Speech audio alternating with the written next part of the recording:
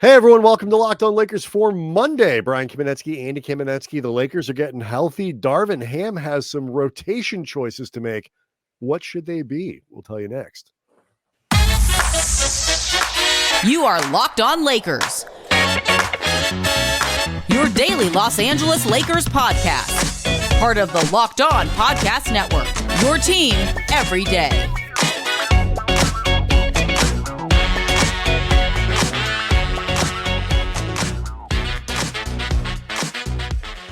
Thanks to everybody for making Locked On Lakers your first listen of every day, Monday through Friday, no matter how or where you get your podcast. This one, Andy, it's always going to be free and never behind a paywall or any kind of wall, really. Locked On Lakers on YouTube is where you can go to see the show, follow along, leave comments, hanging out with 22,000 subscribers to the channel. Everyone looking forward to this. This next tournament game, Lakers hosting the Phoenix Suns. That is tomorrow at the Crypt. Want to let everybody know that today's episode is brought to you by FanDuel. Make every moment more. And right now, new customers get $150 in bonus bets with any winning $5 moneyline bet. That's $150 if your team wins. So visit FanDuel.com/lockedon to get started. Lots that we want to get into as we kick off the week, Andy.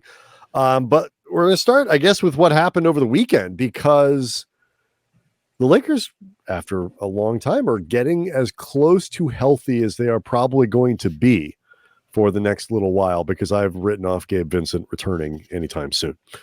Yeah, unfortunately, Vincent's status feels murky. I don't want to say to the same extreme as Kendrick Nunn, just because that's way too much sort of, I don't know, what would be the speaking equivalent of doom scrolling. It's like that's way too much doom casting. I guess knee injury doom porn. Yeah, I mean, we don't know that, and I guess we didn't know that about Kendrick Nunn until we saw the season waste away. But you don't. Still if waiting nothing for him else, to come back. There is nothing even remotely definitive, even that you hear behind the scenes about when Vincent can be back. But Rui, I think, fingers crossed, could be available on Tuesday. For what it's worth, I saw him. I was at the game because afterwards I did post-game for 710 ESPN, the Lakers radio affiliate. I did halftime at the game and post-game afterwards. And I was there before the game, saw Rui going through warm-ups in a mask. And, just outside observations, he seemed okay and didn't seem like outwardly uncomfortable, or, he wasn't futzing around with the mask or anything like that. The way Darvin talked about it, they were being, I think, just super cautious with it. If they had needed to play him, they would have. In this game, it turned out they didn't. But it sounds, if nothing else, like everybody will be really surprised if he's not playing on Tuesday, because right. I think the expectation had been at least relatively optimistic that he was going to be available. He wasn't listed as questionable. I don't think he was on the injury report at all. No, he wasn't. But I'm saying, occasionally guys are activated, but you don't necessarily expect to play them. I think the anticipation had been initially that he would play. So Hachimura should be back on Tuesday. And Jared Vanderbilt did make his season debut. He returned from the heel bursitis problem that had kept him out through most of the preseason, really. So he only played about 13 and a half minutes on Saturday. And he didn't start. So we're not back to full Vanderbilt. But you at least got an impression of what it could look like and what it would look like before we get into, okay, Darvin's got some big choices to make about who's going to play and who isn't, because Cam Reddish is healthy again. He's back in the lineup, and Max Christie has really, I think, settled into the role that he's been asked to play, and has, I think, earned some minutes. What was your impression, particularly being in the building, watching Vanderbilt play? You could see a difference in having him out there in terms of the effect on the rebounding, in terms of the athleticism, the disruption that you hope to get from him, just whether as a point of attack defender, but also being able to play the passing lanes, things like that. He had 4 rebounds in this game in a little under, like you said, a little under 14 minutes, an assist. He missed I believe it was 2 shots that he attempted. One of them was an airballed corner 3. So I guess in certain sense you could say he's in midseason form. Hey-o! But to be fair to Vando, he was going up against a shot clock. It really wasn't fair to him. Whatever. But I know I have talked a lot, and I think you've agreed that Vando's value has been really proven during his absence. Like, I think they have, for a guy that is, an important role player, but a role player nonetheless, I think he is really important for this team, whether you're talking about the point of attack defense that this team has often been lacking, whether you're talking about the rebounding, which particularly on the offensive glass, the Lakers just don't do well. If you're talking about just overall energy to, if not start games, certainly get games going in the first quarter. Vando will certainly end up in a game during the first quarter, during those periods where things are often lacking for the Lakers. And I just, there were a few plays that you saw him make things happen just through either challenges around the rim or just general disruption. And, you also, too, he was just a reminder, and Reddish's return was also a part of this. And then, Rui is fingers crossed around the corner. The Lakers really were missing a lot of wing depth over like the last week or so.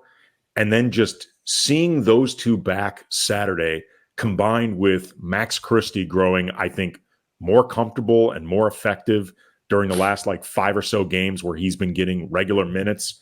You think about Rui, Taurean Prince all of a sudden is making shots now. Huge deal. The Lakers now all of a sudden look like a different team. I mean, and Oklahoma City was a great example of a game where they were missing players and missing the exact type of players that you needed to play Oklahoma City. Having, I don't remember, was Hayes available in that game? He was available. No, he was not, because he got hurt during Detroit. I knew he was missed a game recently, but Christian Wood, right? Excuse me. There's sometimes, certain types of size or whatever. Oklahoma City's not a big team. They're tall and skinny in some places, but not necessarily bulky.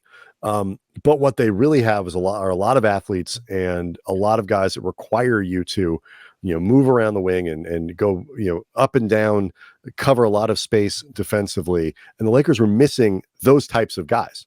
And so I look at this, and we can kind of continue talking about this after the break. The Lakers are kind of like an ecosystem. Like, you have LeBron and AD, and they're always going to kind of be doing what they do and should be able to perform under almost any circumstances.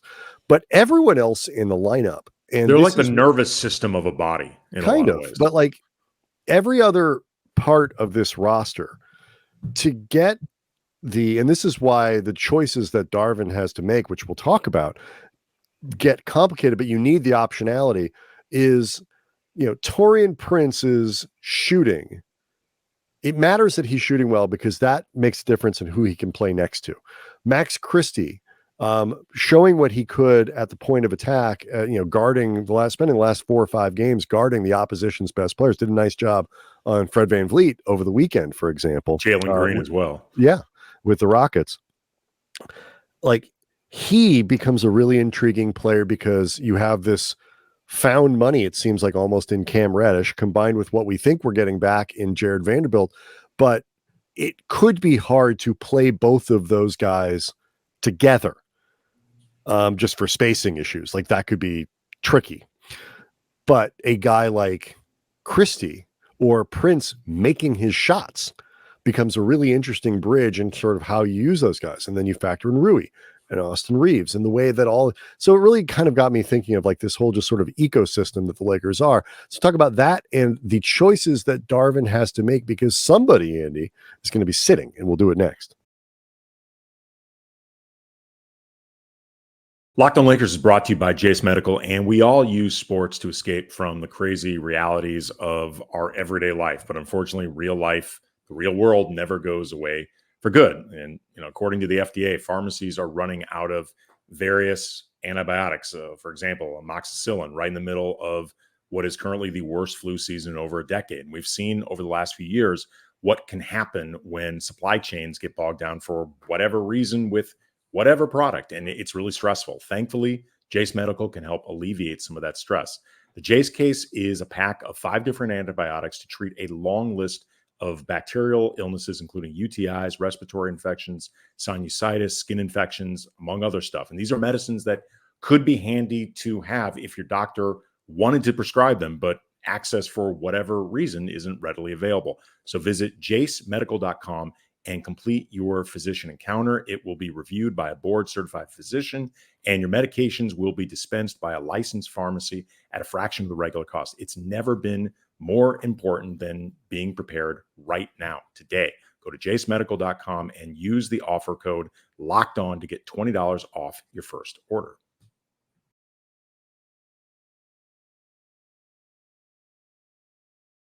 All right. So, as far as I can tell, Andy, this ecosystem of Lakers players that Darvin Ham has to choose from, tell me if I'm leaving anybody out. It's LeBron James, one, Anthony Davis, Austin Reeves, Rui Hachimura, Jared Vanderbilt, Cam Reddish, Taurean Prince, D'Angelo Russell. Who am I missing here? You're missing Max Christie. Max Christie. Then I'm leaving out Wood and Hayes, kind of on purpose, because I actually think the 9 guys that I've described, given the direction that the Lakers have been going lately, the inconsistency of Wood, the fact that Hayes doesn't play that much anyway, I'm wondering if this ultimately is the combination. It's Anthony Davis as your main wing and our main big, and like 100 wings to go along with D'Angelo Russell and Austin Reeves. Well, it's interesting. During Saturday's game, obviously Rui wasn't available, but Reddish and Vando both returned. And Christian Wood played in the first half, which I thought, I actually tweeted out during the game, at Cam Brothers, it felt like a decision had already been made, as far as you knew somebody was going to get squeezed because there's just too many guys, and that Jackson Hayes had been the decision because his minutes have been, I think, the most spotty in terms of you don't know exactly when/if he's going to be used at all. But then in the second half against Houston, Hayes played and Wood didn't. So it got me wondering, okay, is Darvin like basically doing a little bit more fact-finding before he eventually makes a decision between one or the other? But then I really started thinking about him. I was like, all right, when Rui comes back, he's definitely going to play. Mm-hmm. And LeBron, AD, Reeves, Vando, Cam Reddish, it would appear, Taurean Prince, D'Angelo Russell, they're all locks for the rotation. They are not going anywhere. The only other person that you could theoretically remove, if you were going to try to play Wood or Hayes, I think realistically would be Max Christie.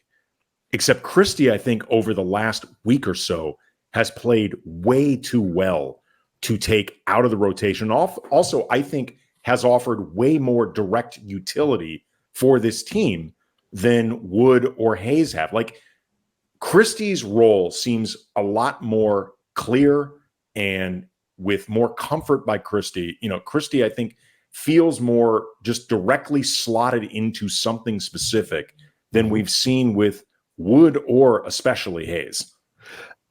I took that as an offense defense thing. That some of the in terms of playing Wood early and Hayes late. Maybe, I don't know. I was guessing either. I wasn't there to ask a question to find out why, but I took it as a little bit of a potential offense defense thing, or like you said, maybe it's just a way of keeping both of them engaged when playing time is going to be difficult, and rather than playing each one of those guys, you know, 2-minute shifts or 3-minute shifts, you give each one of them a little bit of a longer run. Well, the other reason, really quick, the other reason that I thought that it might have been Hayes as the odd man out and Wood actually the one getting time early in the game. We may talk about this a little bit later in the show, but AD, like in the first 30 seconds of the game, got cracked really hard in the face inadvertently by Jalen Green, and he spent most of that first quarter looking pretty dazed. Like, he immediately was down on one knee. Like, the Lakers had to call a timeout. And when they called a timeout and AD was getting looked at, Jackson Hayes sat down with the starters basically in their huddle, like talking through what was going to happen once they got back on the floor. Like Hayes actually had his warm-ups off. So that got me thinking, okay, Hayes is actually coming in for AD right now. But then once Wood ended up, AD ended up coming back into the game. He didn't miss any time. He just kind of struggled to get his bearings back for a while. Like you could tell he was shaking off cobwebs. But then once Darvin had an actual decision to make in terms of taking AD off the floor in any type of normal rotation, he went to Wood. So that got me thinking, okay, Hayes was originally the guy going in to try to maintain what could be correct. The normal That's rotation. exactly what I was going to say. Like when you're the odd man out, oftentimes you actually, in these types of circumstances, injury or an unusual early substitution, you take the guy who wasn't going to play and put him in because that way you're not interrupting the entire flow. But it's you talk about Christie and you go back, excuse me, through the games the Lakers have played in the last, really the last 5 or 6, 7 games since he's been playing with a regular amount, like a meaningful amount of minutes.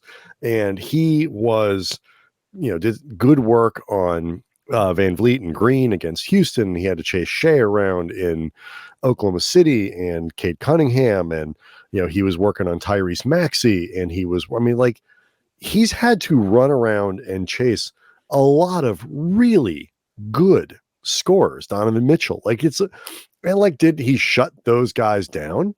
No, but he did a better job on it than most Lakers. I was going to say, depending on who. I mean, he did. I'm going to be honest. He did a number on Donovan Mitchell. He did. I mean, but it was like, did you leave those games going like, oh my God, he's like, to me, I did was like, but like he did a really nice job on those guys. And I think most importantly, I mean, I guess of those players, it was really Shea had the best, I think the best night against the Lakers, but context. Maxey went off too, but I thought Christie's defense against Maxey was actually pretty good. Maxey was making a lot of difficult shots. And Shea just abused everyone. That's what he does. Like these guys score a lot of points because they're excellent. Like I thought Christie did as well as anybody did against SGA. I just felt like SGA just kind of used them all. Right. So you combine that with the fact that initially his shot was not great, but over the last 5 games, Christie's shooting over 46% from 3. The other thing that I think Christie offers that this team needs is athleticism. Like, there are certain matchups where Christian Wood and Jackson Hayes can offer size that the Lakers would be lacking. And in the case of Hayes does actually offer very specific, vertical athleticism that the Lakers don't really possess other than, I guess, in AD. Just like a continual lob threat. We saw actually against Cleveland, there was that sequence where 3 or 4 times in a row, Jackson Hayes did really good work cutting from that short corner and basically using his lack of gravity and being ignored as an advantage. And that's something, by the way, I've been meaning to mention this. The thought occurred to me during that Cleveland game. That's actually something that we saw last year in the regular season, Jared Vanderbilt doing regularly. It's a regular season attribute that you can get away with as a player who is very active and doesn't have gravity that doesn't translate as well to the playoffs, but that's okay. It doesn't always regular season. Well, we'll see. I mean, the regular season matters where I think it that's my point. Well, I was going to say where I think it can translate in the postseason will be if other guys make shots. If other guys are making outside shots around Jared Vanderbilt and you can't ignore 2 or 3 other guys in addition to Vanderbilt, then I think Vanderbilt can still do that sort of thing that we saw last year and we saw Hayes do against Cleveland. But either way, though, getting Vando back, getting Reddish back, Christie growing in prominence, getting Rui back, all of a sudden the Lakers, we talked a lot after the OKC drubbing. Among the many things that looked bad about the Lakers in that game, they looked like a bunch of geriatrics playing against that Thunder team. You add the spry children. Yeah, but I mean, you add Rui back, Vando back, Reddish back, Christie growing in prominence, all of a sudden the Lakers just become that much more athletic. It matters because some of their important skill guys beyond LeBron and AD, like in D'Lo or in Taurean Prince or in Reeves, they are not by NBA standards super athletic. No, I mean they're good players, but they're not super athletic. You're touching on something that just occurred to me with this Vanderbilt Reddish thing, and why, again, this ecosystem that the Lakers have in their supporting cast, in the dependencies that individual players have on each other to maximize the value of this supporting cast. I want to run a theory by you next. Locked On Lakers is brought to you by FanDuel, and you can celebrate and enjoy this NFL season with incredible offers from FanDuel, America's #1 sportsbook. Right now, new customers, you get $150 in bonus bets back with any $5 winning moneyline bet. So just bet $5 on a team to win outright. Don't worry about the spread, and you get $150 back in bonus bets. You can use those bonus bets on spreads, on player props, over-unders, futures. The app is really easy to use. All the options right there in front of you. And of course, NBA is an option for your betting as well. The Lakers are currently 21-1 to win the NBA championship, 6-1 to win the end-season tourney. They are tied with the Suns, their Tuesday opponent, 6-1. AD 75-1 to win MVP and 6-1 to win Defensive Player of the Year. LeBron 95-1 for MVP. And Austin Reeves 3.8-1 for 6th Man of the Year. So visit FanDuel.com/LockedOn and enjoy this NFL season. Enjoy sports with an offer you don't want to miss. FanDuel, an official partner of the NFL. So statistically speaking, Andy, the D'Angelo Russell Austin Reeves pairing hasn't worked as well this season as it did last season. You look at net rating, you look at all that stuff, and just, and Reeves, to some extent, it's already been broken up because Reeves has already been moved to the bench. But one of the things that I think teams are legitimately doing to Austin is attacking him more defensively and playing away from his strengths as a defender. He's a good team defender, smart defender, whatever. But like you said, he is not a raw athlete, defensively. And I think teams are trying to sort of wear him down and attack him as much as they can. You can do that. And he's a physical player in the sense that he will take physicality, but he's not a physical player in the way that he will dish it. He's not Lou Dort.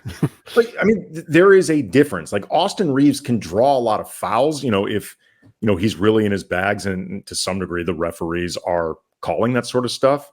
But he's not somebody that punishes you in a way. Right. He doesn't have the physical. He doesn't have the physical heft to lean on you and say, like, that's not who he is. But when you have, part of the reason it wasn't working this year is because teams could there was nowhere to put Reeves if you also felt like you need to put Russell somewhere, and you might need to put Prince somewhere, particularly when Reeves and Prince weren't hitting enough outside shots to make the offense kind of, make up for any defensive deficiencies. Both of those guys are shooting better. Russell particularly shooting much better now, but Prince has quietly turned it around, and Reeves has been much better since going to the bench. But what I was thinking of as you were talking in the last segment, we've spent a lot of time talking about the value of Dennis Schroeder to both Reeves and Russell. And part of that, I think, is based on their ability to be credible, Schroeder's ability to be a credible scorer, which he was, but also provide a certain type of defense, a point of attack defense, and a defensive intensity and presence that even when Reeves and Russell are trying as hard as they can, and Russell was really good defensively, getting his hands on 5 steals on Saturday. I'm wondering if to some degree that effect and the combination of players will be different, but if that effect can be recreated to some degree with Christie, with Vanderbilt, to some degree, or with Cam Reddish, where Darvin can find some of those formulas that worked last year, again, in different combinations, and it'll look different, just the length of Reddish versus Schroeder. But in terms of some of the defensive versatility and who a guy like that could guard, I'm just wondering if you can regain, when you have all of these guys back and you have all those choices, I'm wondering if we can see kind of an uplifting of the effectiveness defensively for everyone in the rotation. Like it can bring back some of those elements that were lost when Schroeder went to Toronto. Well, I mean, I think we've seen the answer to that can be yes, because we saw it last year when Jared Vanderbilt was starting at the 3 with Reeves and D'Lo post trade deadline. I mean, that was the look, and the Lakers were performing extremely well defensively. I mean, they often had to get by on their defense because you had that long stretch with LeBron out, and the Lakers' offense is, as we've painfully seen in the LeBron era, is never as good without LeBron as it is with him. Although I will say, at the last handful of games, LeBron's had at least a couple where he's been somewhere between fine and, by LeBron standards, off. And the Lakers have actually managed to win those games. Mm-hmm. And that's actually, and by the way, Houston was one of those games. LeBron was not bad, but he's not great. LeBron was fine in that game. He got a lot of assistance from AD, from Reeves, from D'Lo, from Max Christie, 12 points off the bench. Like that's, Taurean Prince hit 3 threes. That is great because more often than not, I'm not worried about LeBron. But you want to be able to win those games where, for whatever reason, LeBron doesn't have it. Right. But before you get back to the original point, and answer that question, like the thing with LeBron though is it's surviving the minutes where he's not on the floor. It's less to me about are you winning games where LeBron doesn't put up 30, and that matters. There's no question. But like, again, on Saturday, for example, he was not great, but he was still a plus 16. And there's like it's like when your parents are there, like, in like everybody behaves a little differently. Things run about that. LeBron had 5 turnovers in this game. Sometimes he was sort of that defense. It's kind of that, derelict dad, like the one that's a little loose, lets the kids drink in the house. Sometimes mom and dad drink. Other teams treat the other guys on the floor differently when LeBron is playing. That's all I'm saying. So what they need to get past is that reliance on LeBron's presence on the floor and win more decisively non-LeBron minutes to turn that trend around. But anyway, what your thoughts about this sort of reforming with those 3 guys? Look, we've seen proof of concept. I mean, during the season, there's been a few times where, because remember, before Reeves even got moved to the bench, I had raised a few times as a talking point the idea of, does D'Lo or Reeves, one or the other, need to go to the bench? Does this backcourt actually work together? And wondering if, for a variety of different reasons, what we saw last year was not working as well this year. Some of that was Reeves not playing as well, period. Mm-hmm. And D'Lo, he started slow from behind the arc. That can have an effect. But I did raise the idea of when Vanderbilt comes back, because Vanderbilt is a more versatile defender than Taurean Prince. He gives you more options. Prince is a solid enough defender, particularly in the right matchup, but Taurean Prince is not as good a defender as Vanderbilt, and he certainly doesn't do as many different things as Vanderbilt does, which allows you to move more guys around the court in different ways than Prince does. And by the way, I'm not suggesting they should change the starting lineup again, because what's working right now, don't change it. But to your question about whether Darvin could just have more potential combinations over the course of a game that maybe allow D'Lo and Reeves to play together more often, more successfully, because you can put a variety of different defenders around them more often, it's certainly possible. Yeah. Yeah. I think fans are going to get, there's going to be some adjustment as fans get used to, why isn't this guy playing more? Why isn't that guy playing more? And I think what we really all are going to have to do is really try to focus in on the combinations and figure out, what does this supporting cast look like? Because what I'm excited about is the Lakers have seemed to have done a little better job on the defensive glass and are getting Jared Vanderbilt back, which will help. So like their rebounding issues have been Christie's helped there as well too. Yeah, that's another, for his position, he's a very good rebounder. So like getting, Christie involved and getting Vanderbilt back will take a team that has done better on the defensive glass and continue to push that forward. But I also think the timing of getting these guys back is pretty good because, like I mentioned, Christie is shooting the ball well. Prince, over his last 7 games, is shooting 44% from 3-point range. D'Lo, over his, just randomly put in 7 to try to get some of the guys who have been out enough games. But, D'Lo's last 7 games, 48.5%. Like the shooting percentages from guys who need to shoot the ball well are improving. Now, Reeves over that stretch has been terrible from 3. But if you can get the right guys playing at the right time, not only that will give Darvin the opportunity to, at the very least, see what the upside and what the ceiling looks like. Like, what are the optimal ways for this team to play? So I think the timing really suits the Lakers well too. It's something we can talk about, Andy, as we get excited for this in-season tournament. Is it the quarterfinals? It's the quarterfinals. The Lakers are hosting it against the Phoenix Suns. When they play the next game, if they win, to be totally honest, I'm not quite sure. Or time, I believe that's when it moves to Vegas. That's in Vegas, baby. We shall see. Really quick before we go, I mentioned before how AD took that shot and eventually ended up, getting back into the flow of the game. He, started 0 for 6 from the field, finished 10 of 22, I believe 7 of 9 at the line. He had a terrific game. Toughness from AD is something that fans and NBA media often question. I think in a lot of ways unfairly, but something that they are often looking to see on a more regular basis from AD.